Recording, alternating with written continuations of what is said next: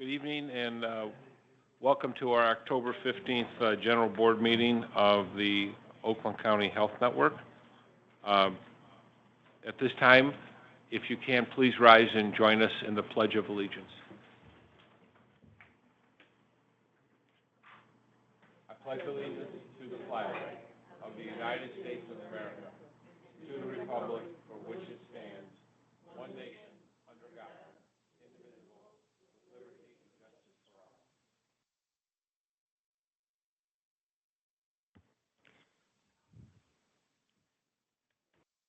This time we'll have a roll call of the members.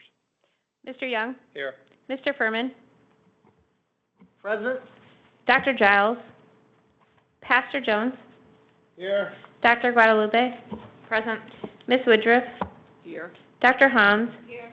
Ms. Newman? Present. Ms. Root? Here. Ms. May? Mr. Torres? Mr. Cowan? Present. You have quorum. Thank you. At this time, we have approval of our board meeting agenda this evening. Is there any suggested changes? No. No? None? I'll entertain a motion. So moved. Support. A motion and a support. Is there any discussion? All those in favor say aye. Aye. All those opposed? The motion carries. At this time, we have the first of two opportunities for public comment. Once you are recognized, we ask that you please state your name and come to the podium, or there are some online, and please limit your remarks to 3 minutes. At this time, do we have anyone first online who wishes to speak? We do have a few online, and anyone else who wishes to speak online, please raise your hand, and we'll call you by that. Daniel C., I have you first. Good evening, and thank you for the opportunity. My name is Daniel Sharon, and I represent the My Care Council, which serves as the independent voice for healthcare and social support services across all 83 counties here in Michigan. Today, I'm here to address an urgent issue impacting the providers who serve Oakland County. Providers face a significant financial burden due to over $12 million in unpaid services that the Oakland Community Health Network has authorized. These are not hypothetical or inflated costs. They are for critical medically necessary services already provided to vulnerable individuals in Oakland County. The network sets the rates, approves the services, and authorizes these treatments, yet providers are still owed millions with no clear plan for resolving these outstanding payments. In fact, last week during the network's committee of the whole, we heard that there are no current plans to pay providers back. Many of these unpaid services are part of different funding methodologies. These models require providers to meet specific service and quality benchmarks, yet despite being fully authorized by the network and delivered by providers at rates that you set, the payments for these services remain outstanding. This failure to reimburse providers for services and expenses already incurred undermines a system that supports our most vulnerable residents. For example, one provider operated several adult foster care homes, serving approximately 40 residents with nearly 60 staff. But in the past 3 months, they were forced to transfer 3 of them to another provider due to the underpayment of these homes. Your approach shifts the burden of funding these services to nonprofit service providers who are expected to absorb costs while continuing to meet the needs of the community. Despite the network's contractual obligations to the Michigan Department of Health and Human Services and the providers in your network. The board must recognize that under federal Medicaid rules and your own PIHP contract, the network is prohibited from unilaterally imposing any payment methodology, whether through not to exceed limits or value-based models, that restricts or limits the utilization of services it has already approved. The network's reliance on these funding methods consistently falls short of covering the actual cost of care, leaving providers to either absorb the financial shortfall, subsidize reimbursements, or risk the stability of the entire service network, as some contractors refuse to accept rates that are misaligned with actual service costs. Not only have you failed to comply with its contractual and legal obligations by imposing flawed payment methodologies, but you've also failed to provide evidence that your financial decisions are based on accurate data projections for service utilization. This lack of transparency and financial accountability exacerbates the uncertainty providers face who continue to deliver critical care without insurance or payment. We have seen this pattern before. When the network was then known as the OCHN, it faced a $20 million deficit, and you turned to the provider network to help solve that problem. Providers stepped in, took on services more efficiently, and helped stabilize the system. Yet here we are again, concerned that you are positioning itself again to download your financial problems onto providers once more. Instead of working collaboratively, you're appearing to be shifting more services to a fee-for-service model, which prioritizes volume and billing over quality and outcomes for the people we serve. This approach not only undermines the care provided, but also puts additional administrative burdens on providers. As providers, our members must accept all individuals referred by you and provide the medically necessary services that you approve. However, not the providers, are responsible for managing the funding of these services and ensure they are paid for at rates that you set. As service providers, our members are committed to meeting the needs of our community, but we can't continue to shoulder the financial burden indefinitely. Providers have exhausted nearly every avenue to cover these unpaid costs, and attempts to collect what it is owed by you have been futile. The network must meet its financial and legal obligations promptly to prevent further disruption of services. We urge the board to engage in transparent and collaborative process with providers to address this. Specifically, we recommend that you establish a clear timeline for the payment of services rendered. Providers need certainty that they'll be compensated for the services you authorize. We encourage you to implement a system of regular, transparent communication between the network and providers regarding payment status and any potential issues before they reach a critical point, as we are now. And we encourage you to create a regular forum for providers and the network leadership to meet, share concerns, and work on a proactive solution to ensure the timely payment and sustained service delivery. The adversarial environment that you've created within its provider network has left many of our providers frustrated. The lack of transparency and accountability has forced many providers to retain legal counsel, which only adds unnecessary costs to an already strained system. This is not what they want, and it's certainly not what the people we serve need. What was once an admired system known for its collaboration and focus on the well-being of those served has become a network of where providers are left defending themselves instead of focusing on care.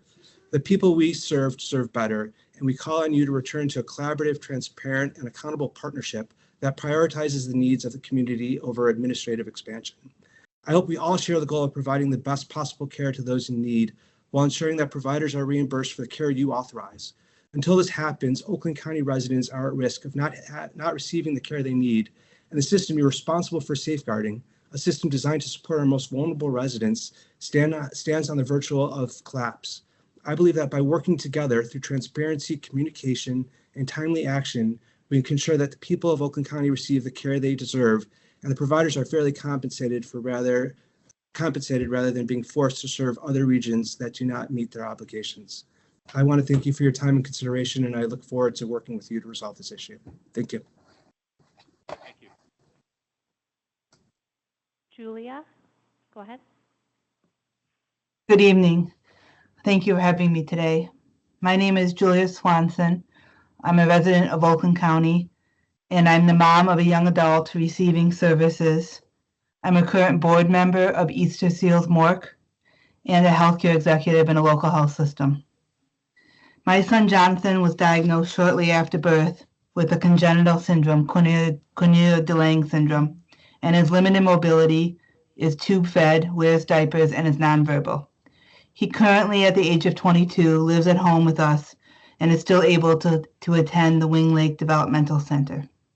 He receives supports, coordination, and services through Easter Seals MORC. My son currently self-directs his services, allowing us to have supports, coordination, and access support in the home for him. He is at home now, which is a lower cost than living in the community. This allows us to take a break and make it doable to keep him at home for now through the provision of these services. As we get older and he gets ready to transition from school to a day program, we look for longer-term housing solutions. This significant cut in services would jeopardize our ability to place him both in a day program and to find sufficient housing for him. Choosing self-direction puts his services at risk based on the current funding construct. Self-direction is ideal as it allows the most independence for my son and my family. If he was not self-directed, we would be relying on other agencies to meet his needs. This would put more burden on an already taxed system. This helps with supply and demand that we get to choose our own caregiver and support, and allows him to direct what best meets his needs. As an Easter Seals MORC board member and a family who receive services, I've always known East Seals Mork to be a quality provider whose primary focus is on doing what is right for the people they serve. They have continued to do that through this current crisis by using their own funds to cover the overage in self-directed service cost in lieu of a permanent resolution from OCHN. Our board has been kept up to date on the ongoing communications between Easter Seals Mork and OCHN regarding this issue, and it is my understanding that numerous attempts have been made by Easter Seals Mork to work together and resolve this issue, and those have largely gone unreciprocated. OCHN is Easter Seals Mork's largest funder. It is imperative that we have a strong relationship predicated on trust, transparency, and putting the needs of the people we serve at the forefront of decision making. As a healthcare executive, I understand the complexities of managing healthcare delivery and containing costs. As we join with other organizations, we always come together to better coordinate care and serve more people effectively. With the recent merger of Easter Seals and Mork, the leadership team has not changed, nor have the benefit plans and the expectations on what to deliver. There has not been an impact on the cost of care, but the focus has been on coordinating services better across more geographies. As time goes by and technologies are integrated, there will be opportunities to achieve some administrative scale. In my healthcare experience, when we focus on putting the community first and the needs of our consumers and our patients first, it is important to always come to the table with an open mind to find solutions that ultimately benefit patients and the consumers, which is why we all do the work that we do. We ask today for collaboration and support to make data-driven decisions as we work through these issues together. I'm urging you all to do the right thing and fund the services that you have already authorized that are essentials for families like mine. I'm asking you to come to the table in a meaningful way and work with Easter Seals Mork and other providers to ensure a strong, equitable, and financially stable system moving forward. Thank you. Thank you. Anyone else?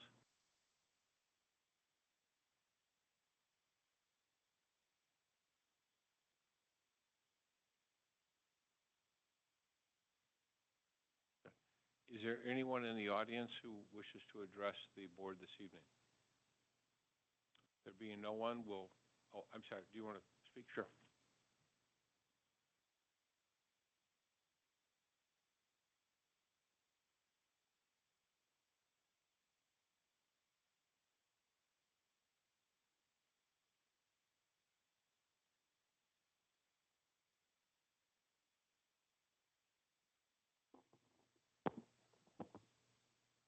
My name is Susan Phillips, and I am deeply concerned about the treatment of DSPs in Oakland County.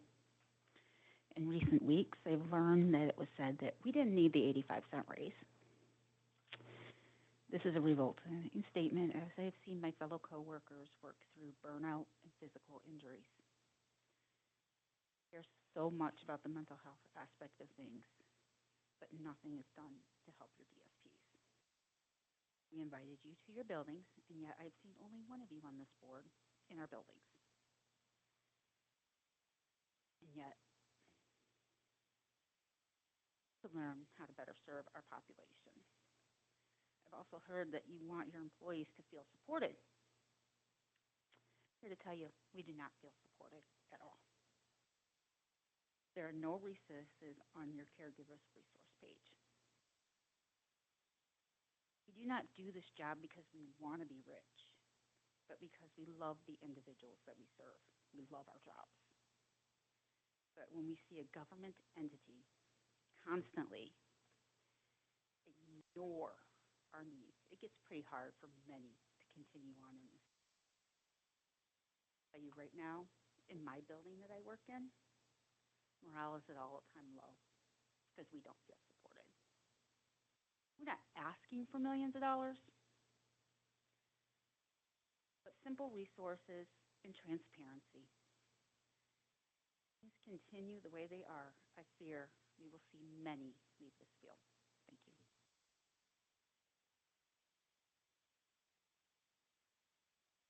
there anyone else who wishes to address the board? There being no one else, I will close the public comment at this time. And, oh, I'm sorry, I did not, okay.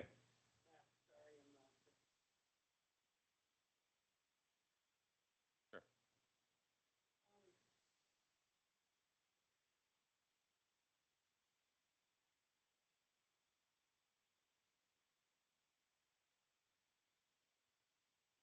Check. Okay. Why would you cut the transportation budget? So many of the clients out there rely on that transportation to get to their respective programs. Without that, it makes it so they can't attend them. And when the funding of the programs is determined by the number of clients that they have, cuts in funding for those programs are bound to happen because clientele is going to go down because there's no transportation. These clients need these programs, but with the cuts, where are they supposed to go? They need these. And with more and more companies, or programs rather, going to go under because they're not going to be getting the funding. Isn't that what you're here for, to provide that funding? Why would you? Our taxpayer funding is that's what we're paying you to do. I have family and friends in the system, clients and direct care workers, and I know what's been going on, the problems they've been having, as far as unhappiness by the staffs. And I got some questions like, where did the shortfall come from? Why is there a shortfall of funds in MORC for the ARC and wages for these direct care workers? The raises they got that got taken away, being told they were temporary. Well, I've seen the directive and it said those raises were supposed to be permanent. Did you all have to go through a 5 to 10% pay cut? Probably not, right? The workers did, the hands-on people. They lost that money. I mean, that's a huge chunk for somebody who's only making $22 an hour. And why is it that, from what I hear, only Oakland County is having these problems? It's not happening in Livingston or Macomb or anywhere else. Cutting the funds, as you've done with the transportation and the wages for these workers, has a ripple effect. And it's already started with, jobs in all the related sectors, the bus and van drivers and their companies for which they work, the programs, and the direct care workers themselves, and the clients themselves. You all hold a sacred trust. And the way it looks to us out here on the outside, that trust has been violated. I was here the last month's meeting, and you actually made the acknowledgement that you're here for these clients and their caretakers. That's all I've got to say. Thank you. Thank you. Is there anyone else? There being no one else, I'll now close public comment, and we will move forward to our stories that inspire hope. And I think you're going to lead the charge here. I am. Okay, thank you. I am really excited that we have our partners and friends from Dutton Farms here today to share their stories that inspire hope. So I'm going to invite them to come up, and while they do, I'm going to introduce, we have 4 individuals who attend Dutton Farms. We have Jacob Quahax, Robert Kraus, Becca Smither, and Brendan Bresch, who are here today to share their stories and share a little bit more information about Dutton Farms. Dana and I had the pleasure of visiting Dutton Farms just a few weeks ago, and it was probably one of my most favorite days. So I am really excited to be able to bring them here to share stories that inspire hope.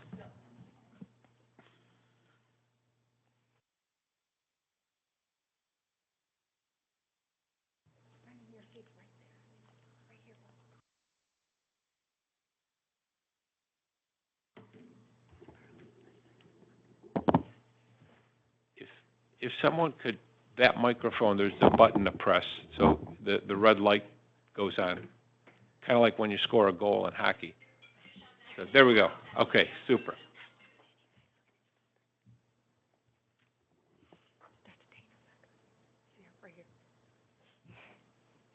Good evening, Board of Directors. Thank you for having us here tonight. We are excited to celebrate Down Syndrome Awareness Month. As a proud sister and friend of individuals with Down syndrome, I can say with 1,000% certainty that each person that I know who has Down syndrome has made the world and those around them infinitely better. Together, we can build a world where everyone is treated with dignity, respect, and love, and where inclusion is not just a policy, it's a fundamental human right. When we embrace inclusion, we are stronger, richer, and better, and build a community that benefits all of us.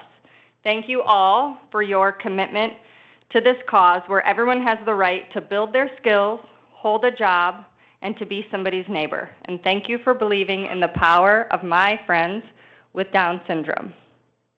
Now I'm going to introduce my mom and Becca's mom to talk with Becca about your job and all of the things you're proud of and what you do at Dutton Farm.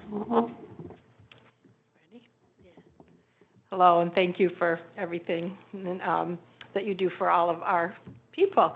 And this is the jewel of the family. We always say she's a family jewel, and much better human than I am.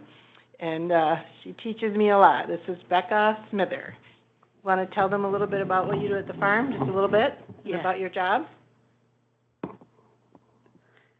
I'm Becca Smither, and myself, my mom, Jenny, my sister, and because I started the Dutton Farm program, I started to put in a new house in the farm, and in the farmhouse, and then we got a new building.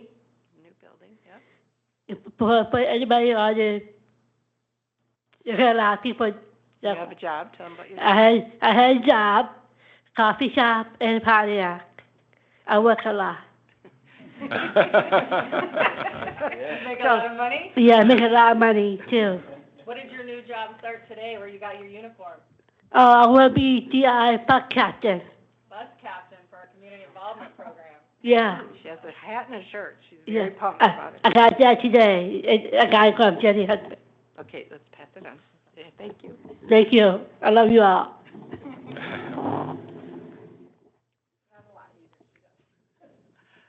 So now I'm going to introduce Brendan Baresh. He's down at the end, so I'm going to use this one.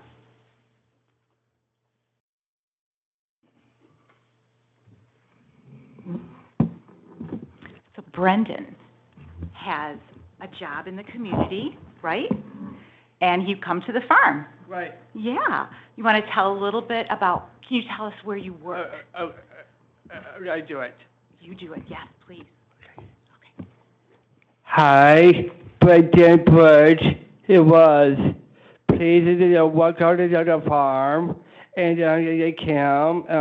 I did thank you. I did play to take it on the phone. I want to Mike. I love you all. And I did pencil, body, coat for the knees. It was. I could work out, I just secretaries, you get care of the animals. Thank you. Did you tell them where you were? It is the baby chicks, the goat, and the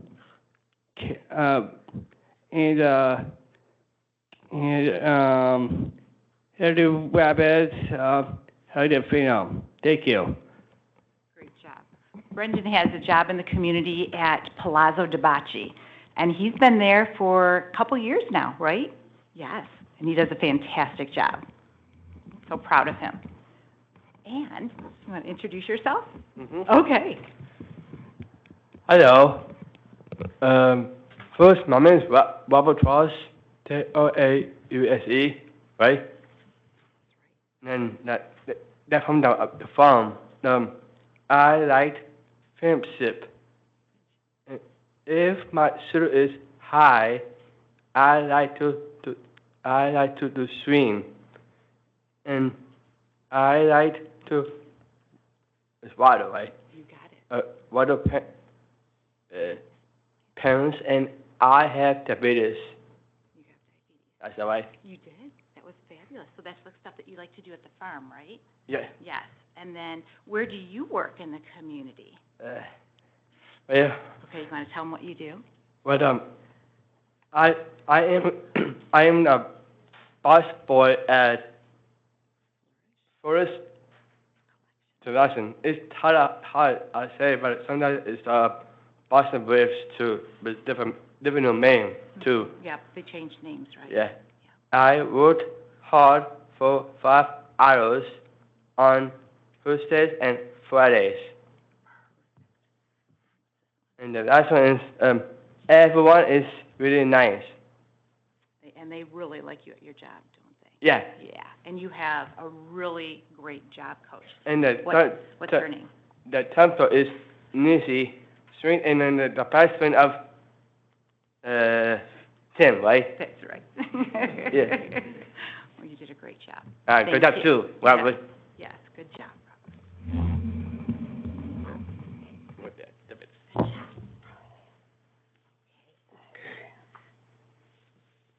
So our last participant is Jacob. Do you want to introduce yourself, Jacob? Yes.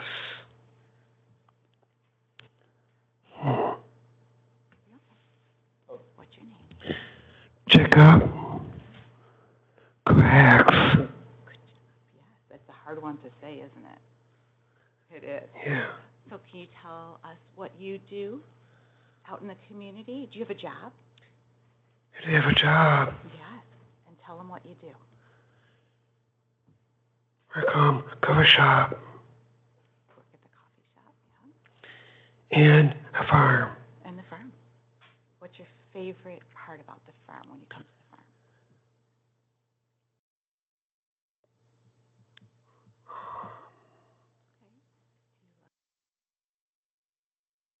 Like my friends. Friends, yeah. You got great friendships, right? Yeah. Yeah, you do. And then what do you do at the coffee shop? Is that your favorite thing to do? A barista, right? Yeah, barista. Barista, making coffee. Make coffees. Yeah, great job. We're proud of you. Great job. Thank you for being here. Thanks for being here.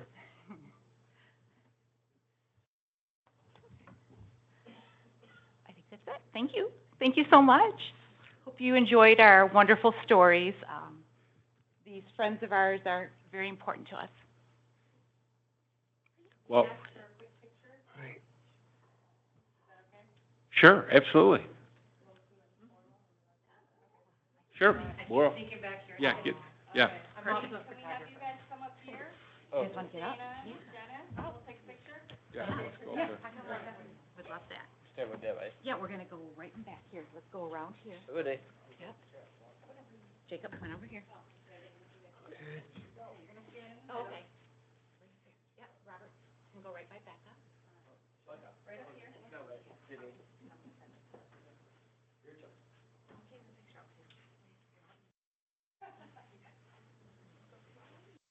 No, this is better.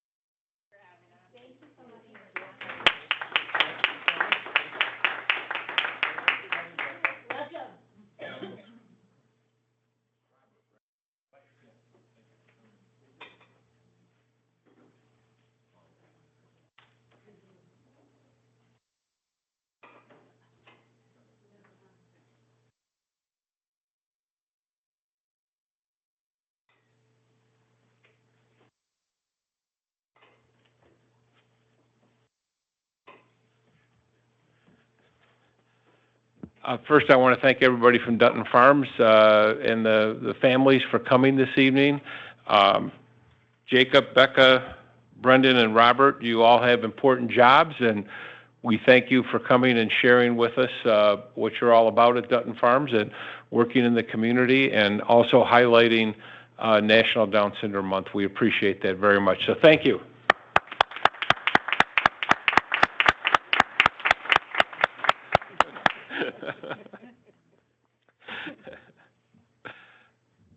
Does anybody have anything they want to add at this time? I don't know how you top that, quite frankly. But it was really tremendous. So great. All right. So now we'll move on with more mundane things. And I indicated to all the folks from Dutton Farms they did not have to stay because we have our regular board meetings and probably a lot of boring stuff that they won't find interesting. So they're on their way. So tonight is our organizational meeting, and we do have officer positions, committee assignments, and board liaison assignments. So at this time, the order we'll take them in is first for a board chair. Do we have any nominations for the board chair? Yes. I nominate Dennis. I'm sorry. I nominate Dennis Cowan for chair. Support that, or second that nomination. Okay, thank you very much. Are there any other nominations? The nominations being closed, I think we can do this by acclamation. Yes. All those in favor say aye. Aye. Aye. All those opposed, the motion carries. Thank you very much. I appreciate your confidence and look forward to working with you as chair. Next is our nominations for board vice chair. I would like to nominate Makaya for that position, Ms. Newman. I'll second that. Motion support for Malkia Newman. Are there any other nominations? There being none, we'll close the nominations and take a vote. All those in favor of the motion say aye. Aye. All those opposed, the motion carries. Congratulations. Next is our nominations for board secretary. I nominate Adam. A motion to nominate Adam Furman. Support. And a support. Is there any further nominations? There being none, we'll close the nominations for secretary. And on the motion, all those in favor say aye. Aye. All those opposed? Adam, congratulations. And then finally, the position of board treasurer.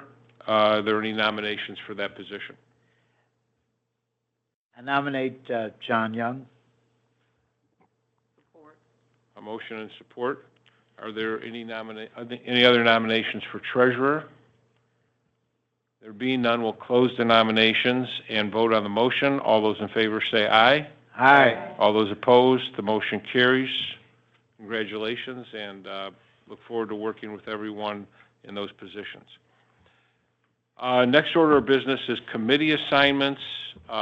Is there anyone who wishes to change their committee assignment or want to stay on the committees they're on now? Is that acceptable? All right, well then, I'll need a motion for the Finance Committee to appoint Adam Furman, Dr. Giles, Pastor Jones, and Dr. Guadalupe to the Finance Committee. Do we have a motion to that effect? I'll make a motion. Okay, motion and support? Support. Any discussion? All those in favor say aye. Aye. Aye. All those opposed? As treasurer, John Young is automatically on the Finance Commission, and he's the chair. So does the Finance Committee wish to vote for a vice chair tonight? Yes, we do. Okay. And I nominate Pastor Jones as vice chair. Motion for Pastor Jones to be vice chair. Second. And a support. Is there any discussion? Any other nominations? There being none, we'll vote on the motion. All those in favor say aye on the Finance Committee. Aye. All those opposed, the motion carries. Okay. Now, for Policy Management Committee, the current members are Dr. Hans, Melchiah Newman, Christina Root, Sarah May, and John Paul Torres.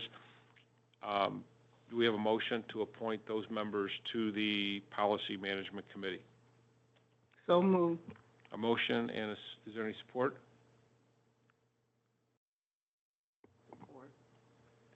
Do we need, do we have a support?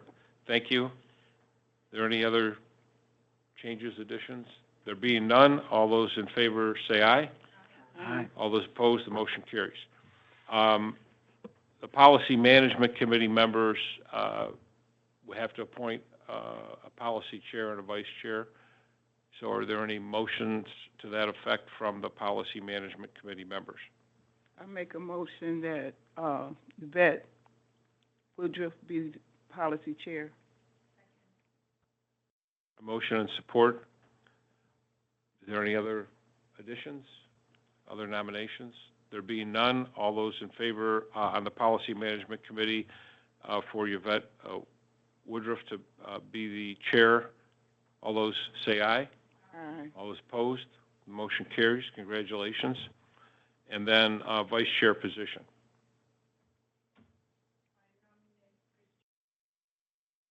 Support. Motion for Christina Root to be vice chair of Policy Management has been moved and supported. Any discussion? All those in favor on the Policy Management Committee say aye. Aye. All those opposed, the motion carries. Congratulations. All right, that gets us through executive team elections and committee assignments. Then we get to board liaison assignments. And first we have RRAC committee, our recipient rights committee liaison. Is there any nominations for that position?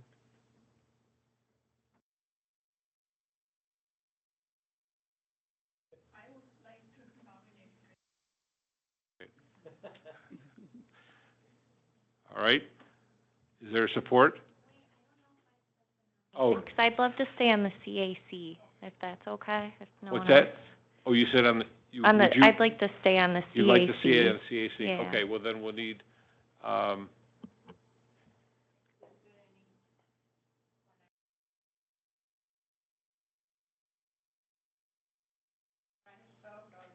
Two years on the committee, and I think it would be good that someone else takes over. you could nominate someone else.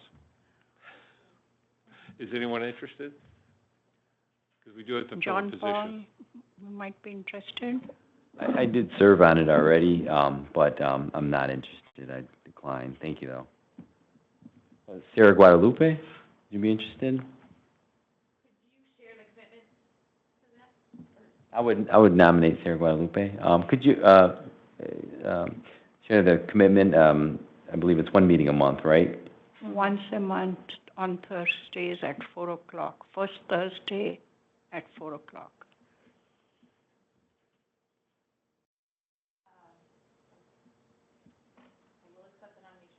Okay, thank you. Okay, so we had a motion. Do we have support to that? Support. Support? Okay. Any discussion? Get back on the board, Sarah, and you get a new Yep. job. So, all right. All those in favor say aye. Aye. All those opposed, the motion carries. And I believe, okay, now we have the CAC board, and I think Christina's expressed an interest in staying on that board. I nominate her. Okay, there. Support. A motion and a support. Any discussion? All those in favor of Christina Root for CAC Board Liaison, say aye. Aye. Aye. All those opposed, the motion carries. And finally, we have our Oversight Policy Board, and I know that's currently Sarah May. Is she interested I in- believe she is. Yes. Huh? Well, I'll nominate her. Nominate Sarah May. So you can just, she's not here to accept it. Well, we can make it conditional upon her acceptance. Okay. Okay, we'll make it conditional on her acceptance. Okay. Okay. But I know she's like being on that board. So I just Yeah. wanted to make sure. Yep. So we have a motion and a support. Okay, thank you. Is there any discussion? By the way, there is a time-honored tradition on boards. If somebody isn't there, you appoint them to, no, I'm only kidding. So, all right, is there any further discussion? All those in favor say aye. Aye. All those opposed? So that'll be conditional on Sarah's acceptance. We can find that out. All right, so that takes care of all of our elections, and congratulations to all those, and thank all those who have taken positions of leadership in the organization. We now move on to board approval items, and first we have a security contract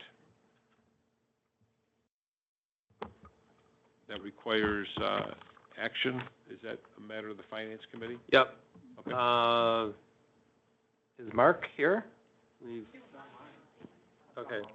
We saw him online. Okay, all right. Mark, can you walk us, the board through? It went through Finance Committee at the COW, and the committee recommended it come forward, but if Mark could kind of walk us through it a little bit, especially make sure the board is clear on the contract's term.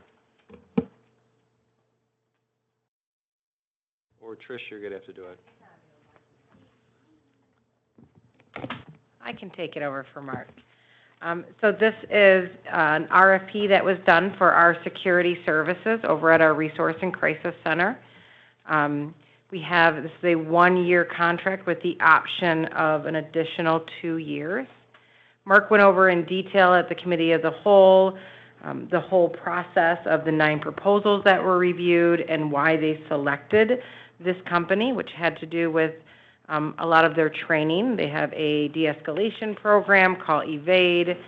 They have experience in the industry, a very strong focus on training and technology, with good employee compensation and benefits. And they are seeking the full board approval to move forward with awarding Securitas the contract. Oh, is that Mark? Did I get it right?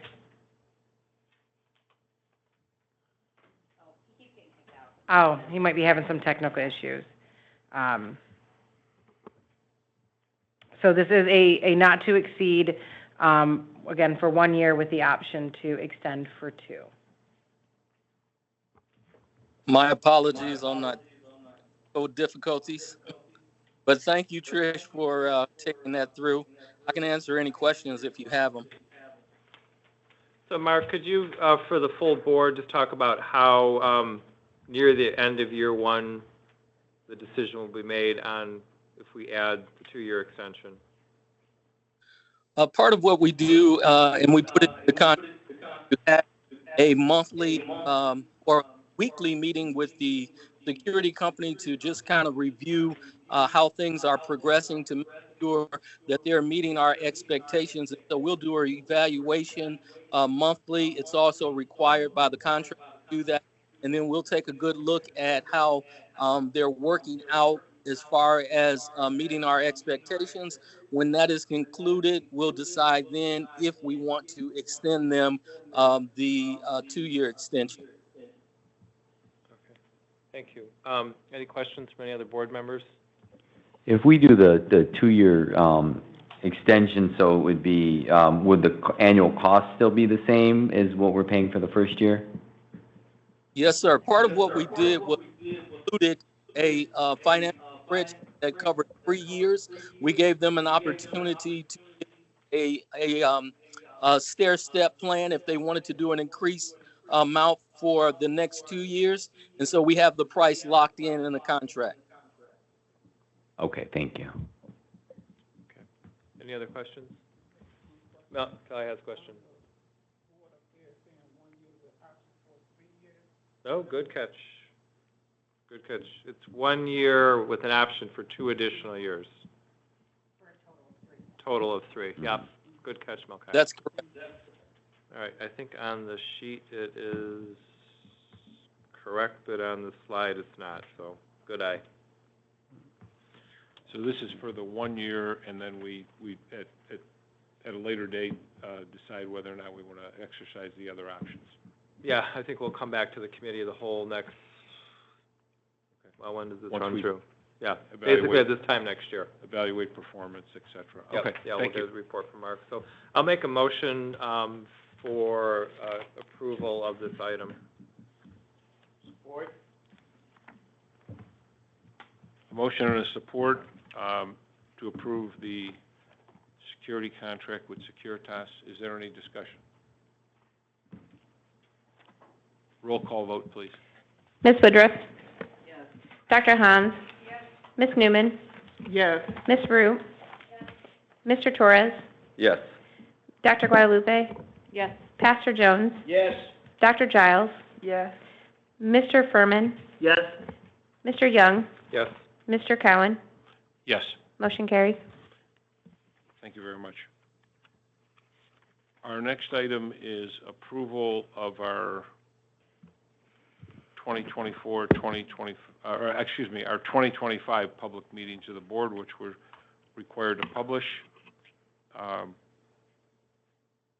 We have a motion to adopt committee of the whole board meetings and the scheduled board study sessions. Move for approval. Support.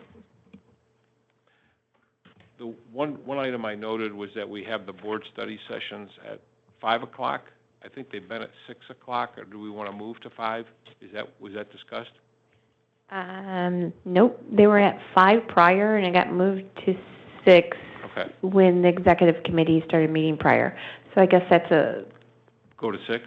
Because I know some people with work commitments have a difficulty getting right, here. so you can keep it at 6. So we'll keep it, so that'll be noted. Is that acceptable to the mover and supporter of the motions? Okay, so the board study session, unless we change it, would be at 6 o'clock. Okay. And then for the members of the executive committee, we would meet at 5 o'clock that afternoon to go over agendas and handle our internal business. Okay? All right. Roll call vote, please. Mr. Young? Yes. Mr. Furman? Yes. Dr. Giles? Yes. Pastor Jones? Yes. Dr. Guadalupe? Yes. Ms. Woodruff? Yes. Dr. Hans? Yes. Ms. Newman? Yes. Ms. Rue? Yes. Mr. Torres? Yes. Mr. Cowan? Yes. Motion carries. Thank you. And just for the record and for the public, I want to note that this is a very active board. We meet 3 times a month. One is our true business meeting, which is the board meeting, which is actually this meeting, which is on the 3rd Tuesday of every month, subject to change. And we'll move forward from there to OCHN succession plan. Dana, do you want to cover that? Sure. Good evening again. In your possession, you have a copy of the CEO, Executive Director Succession Plan, and these are recommendations. And one of my responsibilities is to keep this plan updated as changes arise. And so this is a written update that, again, identifies Tricia Zazambo, the COO, who will be the interim CEO and interim Executive Director in my absence or in my inability to perform my job duties, as well as in her position, interim deputy would be COO Christine Burke, and then Bernard Hooper as the Chief Corporate Compliance Officer and Chief Administrative Officer. In his absence or inability, it would be Marquita Macy, who's our Director of Quality and Compliance. And of course, these are recommendations, and it's totally up to the board in terms of those decisions. But as a part of what I'm responsible for is making sure that I have a succession plan in the event that I'm unable to do my job duties. Thank you. This is part of our regular organizational Yes. meeting to have our CEO make these recommendations so that we're, in the event there are some situations where she can't perform, that there would be a line of succession that we would rely upon. So what is the board's pleasure? Do you want to accept the recommendations of the CEO in a motion? I move that we accept the CEO's recommendation on succession plan. A motion and a support. Is there any discussion? Trish, would you accept that? I accept, but I keep Okay, telling her not all to right. leave me. As long as it's temporary, right? I'm accepting. Right, exactly. Okay. All right. That's good to know. But thank you for those recommendations. Any further discussion? Roll call vote, please. Mr. Torres? Yes. Ms. Root? Ms. Newman? Yes. Dr. Hans? Ms. Woodruff? Yes. Dr. Guadalupe? Pastor Jones? Yes. Dr. Giles? Yes. Mr. Furman? Yes. Mr. Young? Yes. Mr. Cowan? Yes. Motion carries. Thank you. The next item on our board agenda is the consent agenda for approval of last month's board meeting minutes and then acceptance of minutes of committees and boards, and then also to receive and file the August 2024 financial reports, which were covered last week. I'm going to make the motion for the first two, but I want to remove receive and file because I want our new CFO to give a quick update on the finances. Okay. All right. Well, then let's move on. The motion is on the meeting minutes. And we'll have a roll call vote. Mr. Furman? Yes. Dr. Giles? Yes. Pastor Jones? Dr. Guadalupe? Yes. Mr. Young? Yes. Ms. Woodruff? Yes. Dr. Hans? Yes. Ms. Newman? Yes. Ms. Root? Yes. Mr. Torres? Yes. Mr. Cowan? Yes. I heard a yes from the kitchen from Oh, Pastor Jones. sorry. Thanks, Pastor Jones. I'm sorry, I missed that, yes. I need to increase how loud I speak. Okay. Thank you very much. Okay. So for item Mr. Young, C, then. I see our new CFO in back. If you could come up and give a quick introduction and talk for a minute in terms of kind of where we're at, net financial position. Just take a couple of minutes to update the entire board. Thanks so much. Appreciate it. It's my first time meeting some of you, but I think most of you I've met before. So I just wanted to give a very brief update. Through the end of August of 2024, we have about a $39 million net financial position overall on the balance sheet. That takes into account an estimated roughly $10 million loss through those 11 months.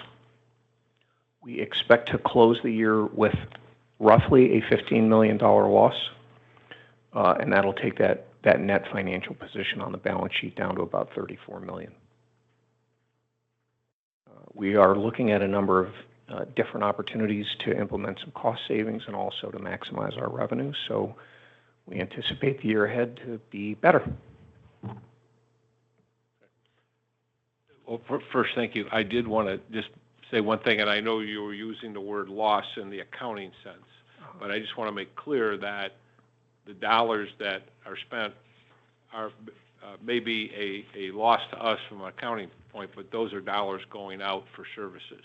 They are all. Yeah, we don't being spent have for a services, loss, yes. so to speak. We have a diminution of our reserve fund, so to speak. So I just wanted to clarify that so the public knows that we don't lose money. The money goes out in services. Yes. So, okay. Thank you. Very good. Appreciate That's the right. clarification. Any questions? Well, it can only go up from here. If this is your first appearance, we can only get good news into the future with your leadership, and welcome to OCHN. We're glad to have you. And I'm very happy to be here. Thanks for the vote of confidence. Thank you. So And now do we want to have a motion for? Yes, I move to receive and file the August 2024 financial reports. Support. Motion and support. Roll call vote, please.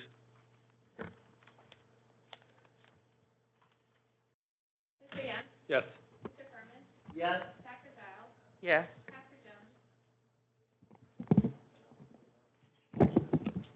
Pastor Jones? Yes. Dr. Guadalupe? Yes. Ms. Woodruff? Yes. Dr. Hans? Yes. Ms. Newman? Yes. Ms. Root? Yes. Mr. Torres? Yes. Mr. Cowan? Yes. Motion carries. Thank you. At this time, we have opportunity for board reports. First, the Recipient Rights Advisory Committee. Dr. Hans? Mm, The meeting occurred on October 1st at 4 o'clock in this room. There was a long agenda. First, Vicky Suda reviewed the fiscal 24 RRAC goals. This is a requirement according to the fiscal 23 annual report. And 3 goals were discussed during this meeting, and the details of that can be read in the minutes of the committee.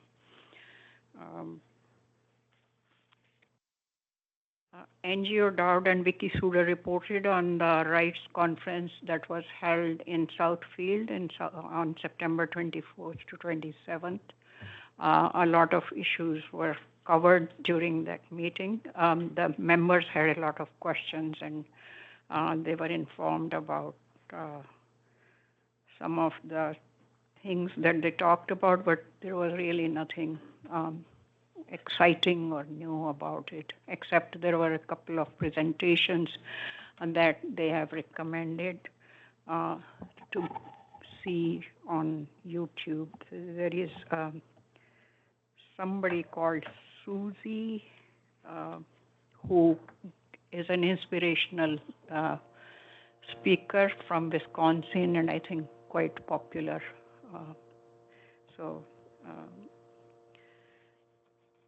A couple of policies were reviewed, the policy on complaint process and freedom of movement, which is RR policy 5.1 and RR policy 18.1.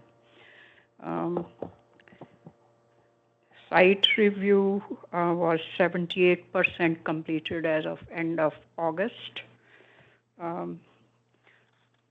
The items reported back to the board were the transition from public school system to the community life and how the families can be supported in accessing the services that are available to the children and adults.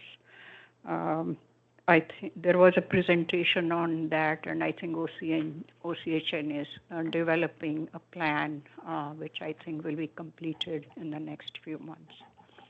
The next meeting of the committee will be on November 7th at 4 o'clock. Thank you. Thank you very much. Next, Citizens Advisory Committee, Christina Root. Thank you. Our CAC meeting was held on September 18th online. We were reminded that the officer elections for the CAC committee will be happening during our November meeting. And along the same theme, we also had a presentation on voting rights, which included a discussion on the various rights that individuals with disabilities have for accessing an absentee ballot or their local polling site. Our next meeting is scheduled for tomorrow at 9:30 a.m. Thank you. Thank you. And Sarah isn't here to give an overview of the Oversight Policy Board. Was there a meeting recently? So there would not be a presentation. So we'll move on now to other business. Is there any other business before the board this evening? No one bringing forth any other business. We'll move on to the second opportunity for public comment. Is there anyone online who wishes to speak? If you are online and wish to speak for public comment, please raise your hand at this time.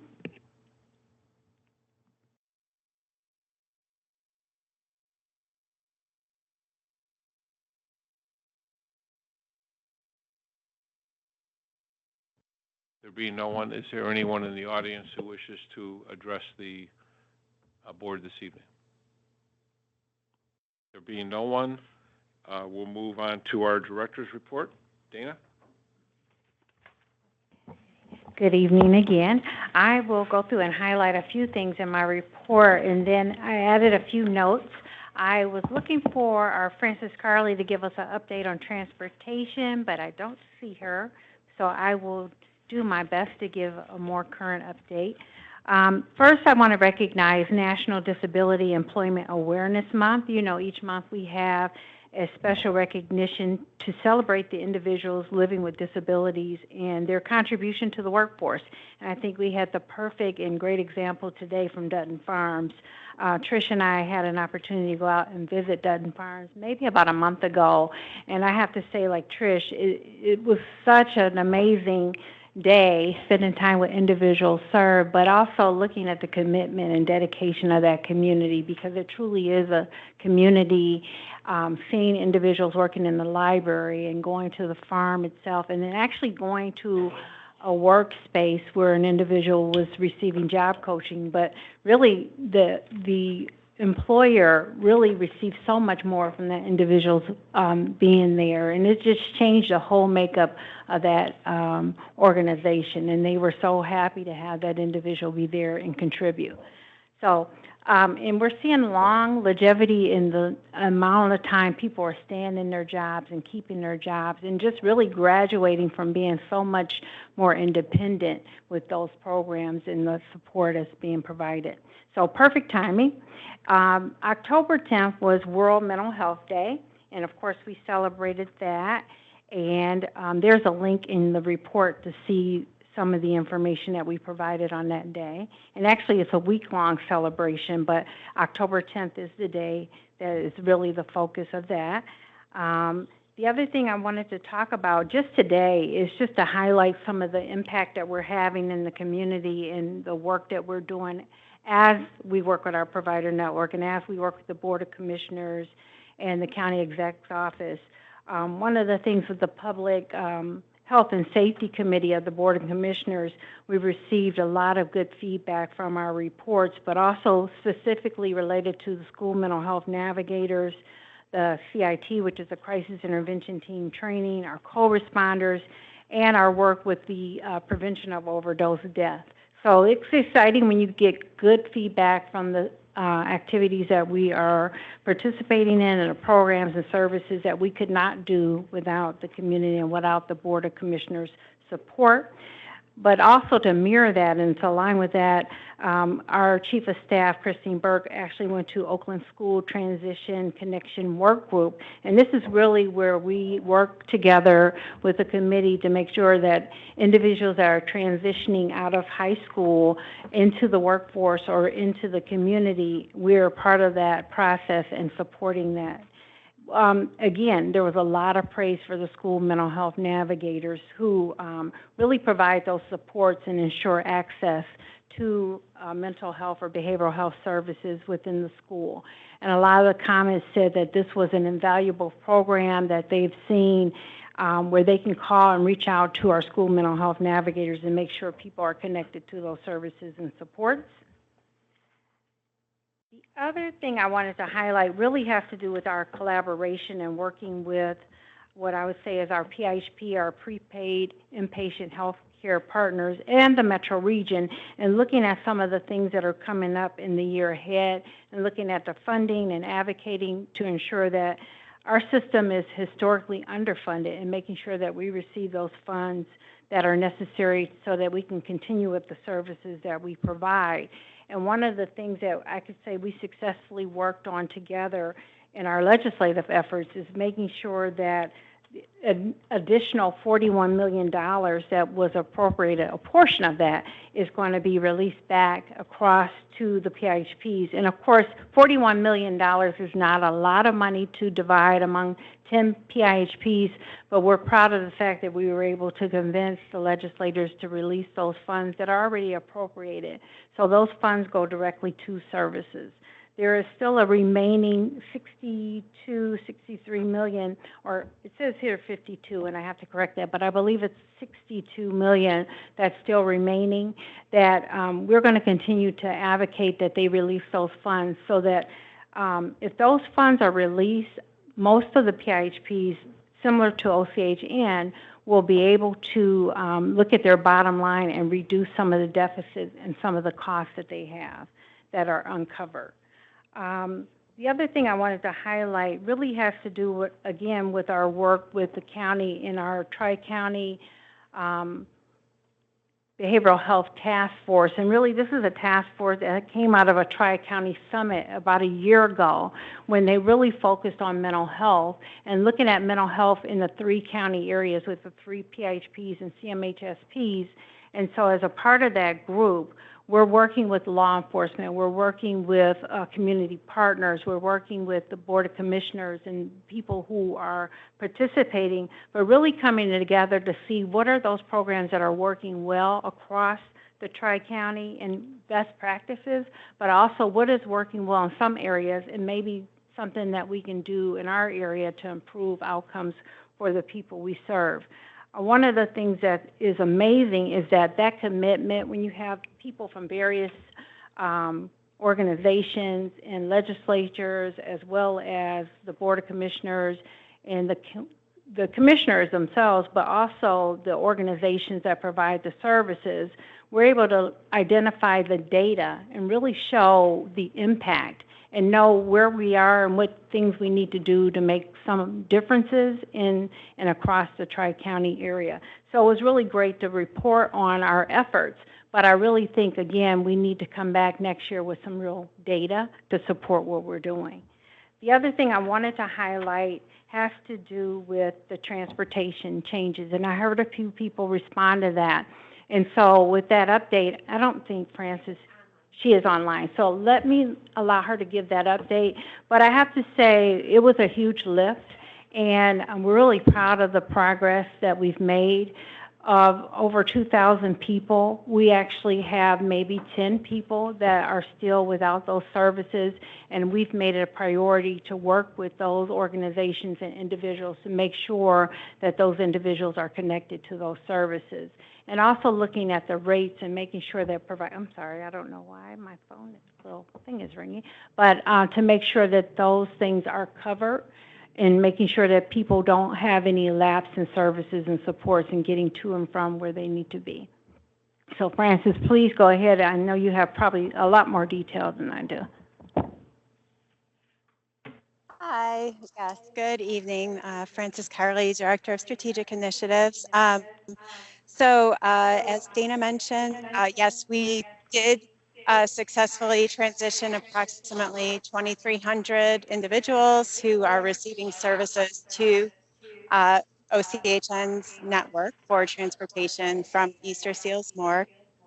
We have about 8 individuals who are still outstanding and working really hard to try to find a route for them. And so to that effect, we've taken some efforts to date, including credentialing 15 new organizations. We are still reaching out to the third-party providers through Easter Seals Morgue, and then also on our own to see if anyone could pick these individuals up. And we've also taken efforts to provide support for the individuals who have additional needs, and that we did that by establishing an enhanced mileage rate for wheelchair transportation for CLS services. We also established an enhanced trip rate for transportation to and from VOC and skill building programs. We're also exploring some options with some of the VOC programs and locations where there are still some outstanding individuals. So we've been meeting and trying to figure out if there is a driver shortage or if it's a specific route, and also working with some potential new providers to get them credentialed, and trying to facilitate some kind of purchase of vans and to build out the network and ensure network adequacy. For next steps, we're continuing to reach out to providers who have potential room for additional riders, and we're continuing to work with Easter Seals Morgue and the supports coordinators to try to get everybody set up with a ride. I just want to add a couple points to that. So along with that, I think everybody should be aware that we're under a requirement that you can't be on a vehicle for over an hour, and nor would we want them on the hour, so it kind of limits space on vehicles. So we're trying to organize routes. We're also working with Oakland County through the millage for SMART, WODA, and NODA. SMART, we gave a list to who have are willing to do a dedicated route for us, because it's one certain program that's in their area that they will do a dedicated route. So we're looking at that option too, which is the only challenge that we found with that is we need a trained staff on that route. So they would have to go to and from. So we're working out that logistically to see if we could put a trained staff on that route. So overall, the 2,300 people that was in this transition, over 2,300 people had no service interruption. So I think that is, and we're just working with the last individuals that with unique high needs that we need to be able to secure their transportation. So that's where we stand. Well, good. Thank you for that update. That's encouraging. The other thing I wanted to say in terms of transitioning the fiscal management service contracts is still in process. We started October 1st effectively, but we also are working through some direct relationships. And this is something that we want to take very sensitively because we don't want any of our FMS in the workforce to have any disruption in their pay. Working very closely with Morgue Easter Seals, appreciate the collaboration with them as well as with CLS and their team that is working to make sure that we don't leave anybody behind and that all of those transitions are successful and people continue to get paid without any disruption. Lastly, I do want to talk about some recognitions, and our own Mr. John Young and his daughter, they were recognized for their work for the 2024 Ted Lindsay Foundation Family Courage Award. So for their perseverance and courage during their family's autism journey and for their community contributions in assisting others over the years. So congratulations, Mr. Young, to you and your daughter, new grandfather as well, his daughter Katie.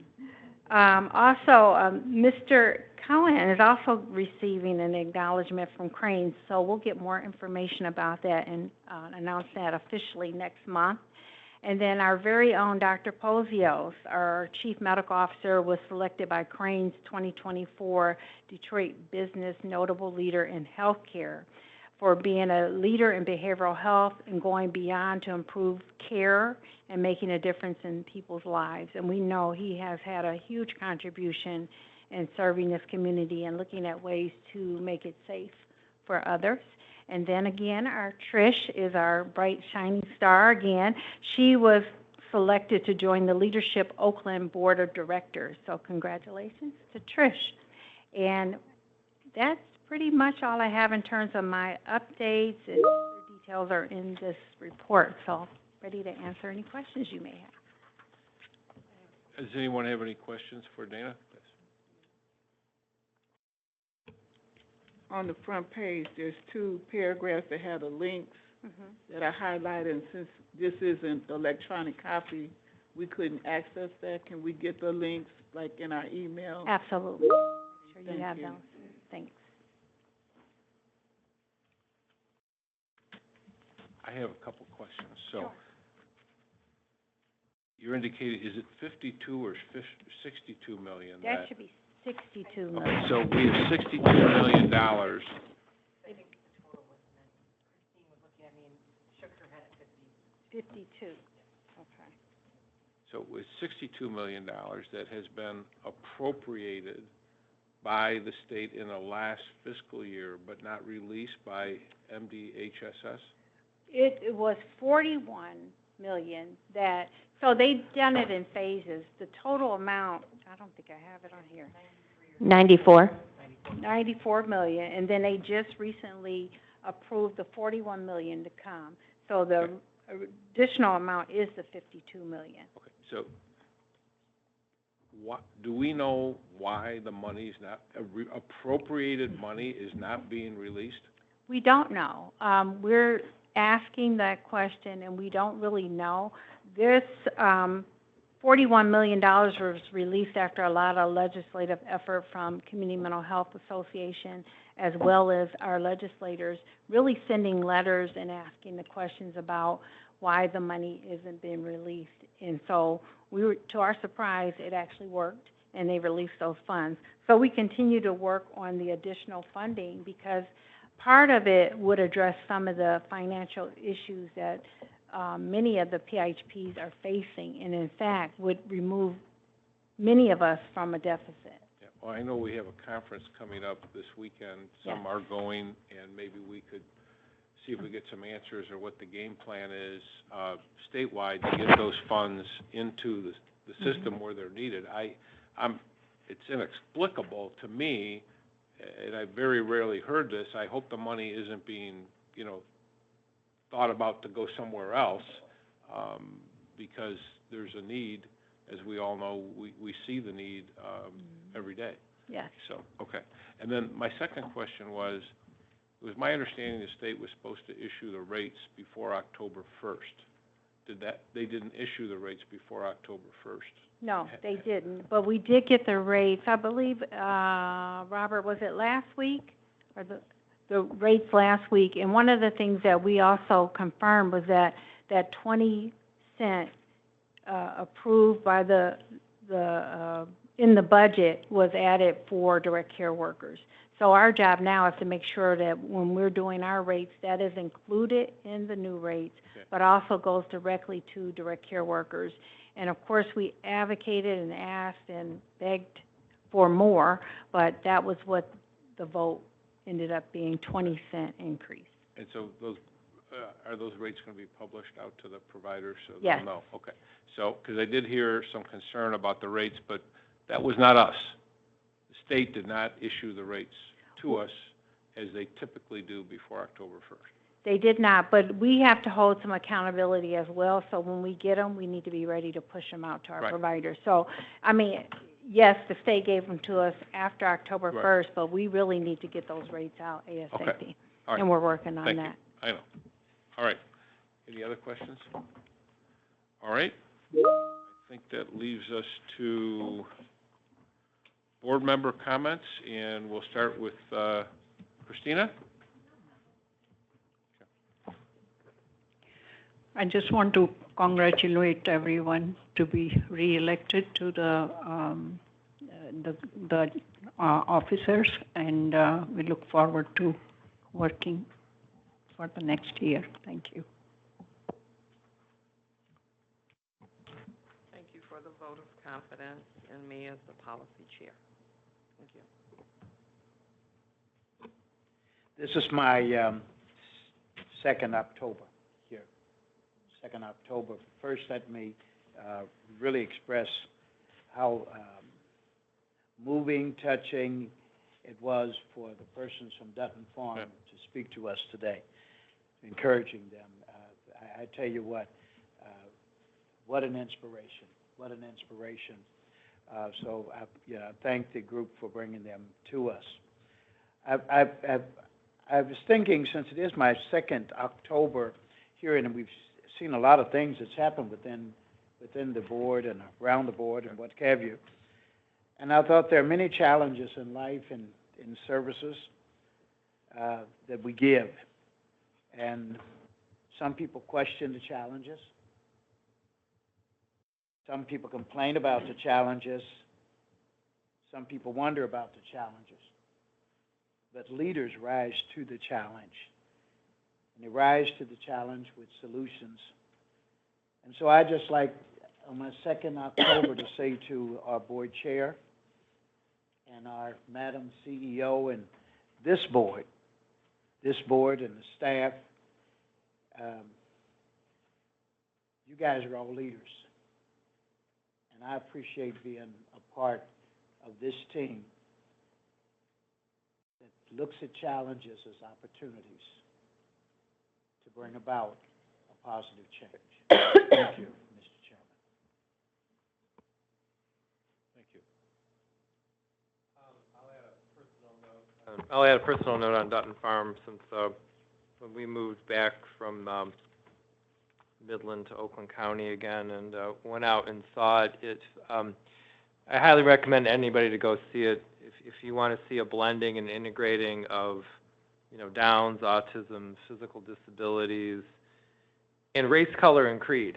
We talk a lot about DEI, and I often tell Glenn McIntosh, who leads our effort, it's like, go watch it at the farm because it doesn't matter. They get things accomplished, from very basic to what they didn't highlight was, with all the changes of rules and how people are paid, and they used to have a store on the farm and they had to move it, right? Because somebody in Washington thought it was, they were for profit and they were making all kinds of money, which, is insane. So they moved to Pontiac, and they opened in downtown Pontiac, and they essentially started another line of business there where it allowed other individuals, like Becca and some of the folks that can do a little bit more high functioning to, to work in a setting, but also to, take suburbia into the city and the city into farm country. So it is pretty amazing. It's amazing it could survive the pandemic. We were there during it. I'll make a little bit of editorial comment. They navigated the pandemic much better than some of the school systems did. Joe essentially almost pulled them out in order to go there. There were weeks when they had to be closed, but they found ways to keep moving forward. So I'm glad they were able to come, and they do an amazing job of, keeping it moving forward with, all the challenges we all face. So thank you.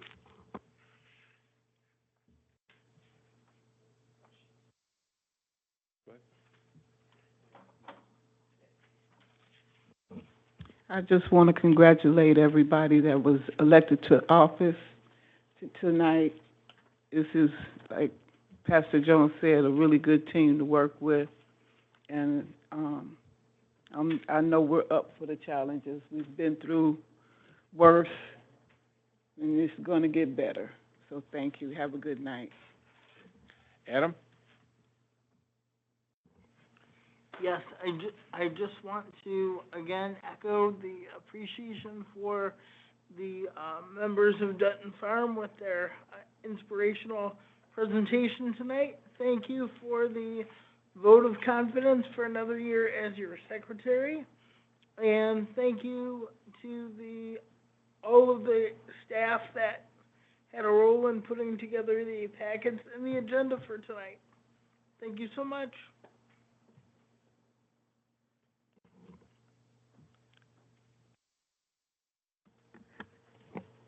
Hello, everyone. Bear with me. Asthma is really taking my breath right now. But I do want to say, again, as everyone else has said, thanks for all who serve in whatever capacity you serve, whether it's a DSP, you're on the board.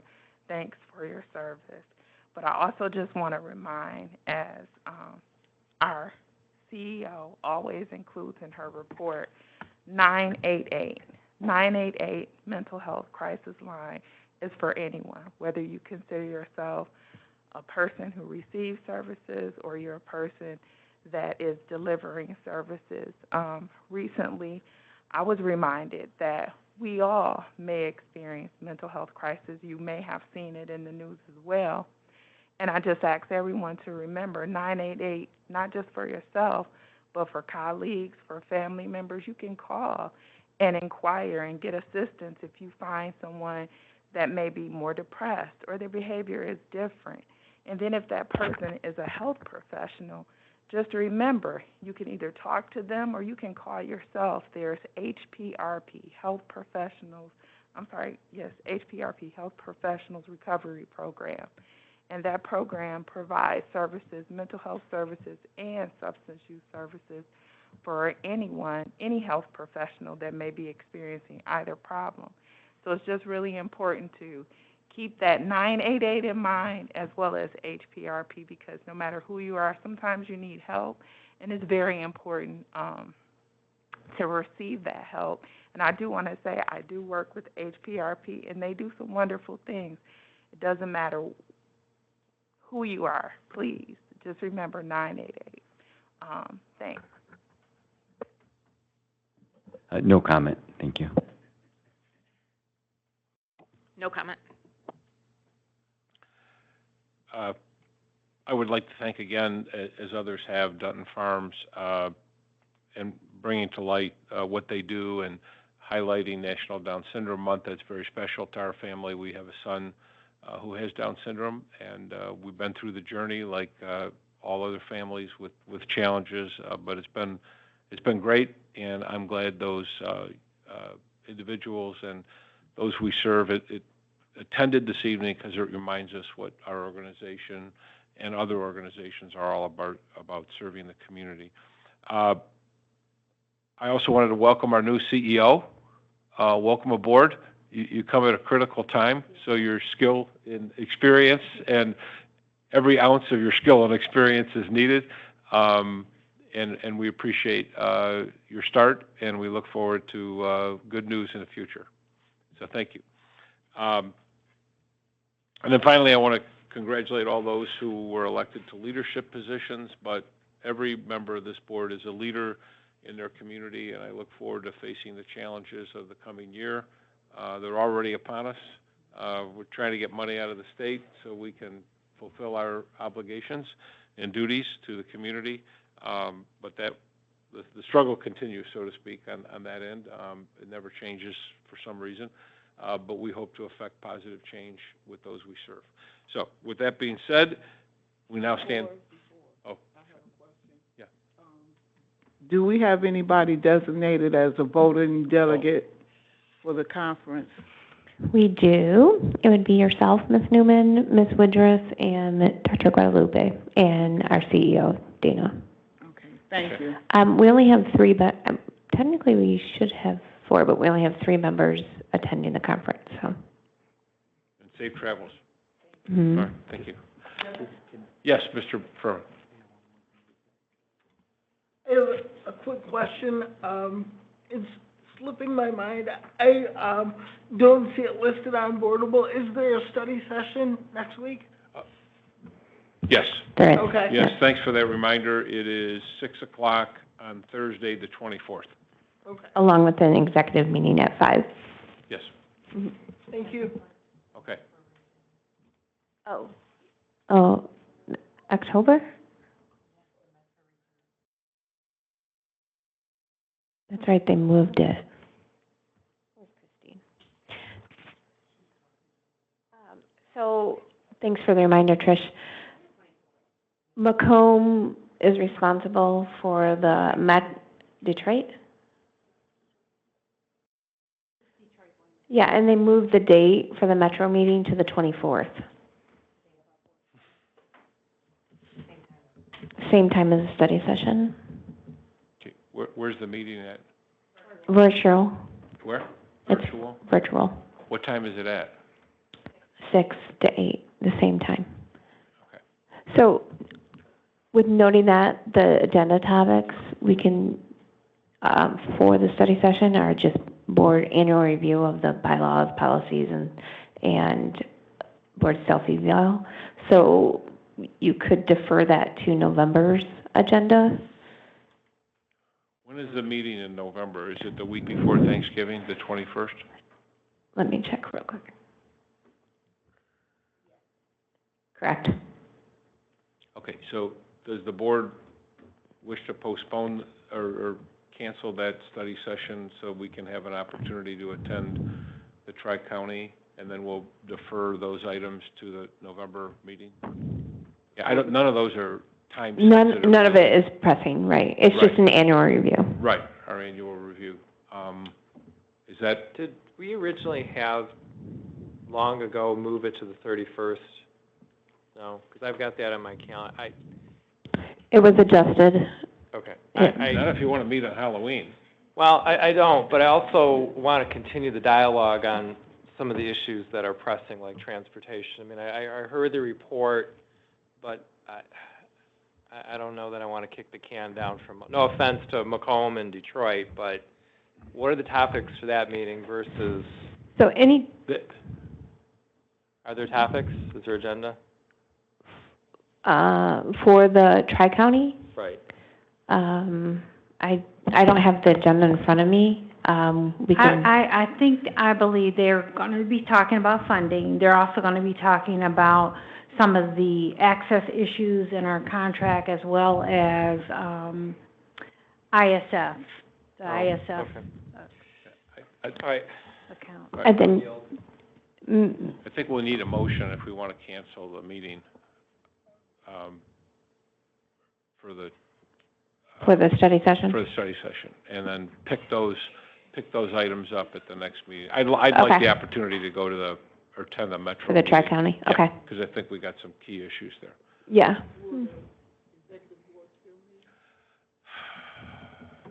We got the I can send you guys the agenda and do an approval through the email. Yeah, why don't we, there's no use if we're not meeting, so why don't you just send that out? Send the agendas out? Send the agendas Okay. out, and we'll be able to get right. Okay.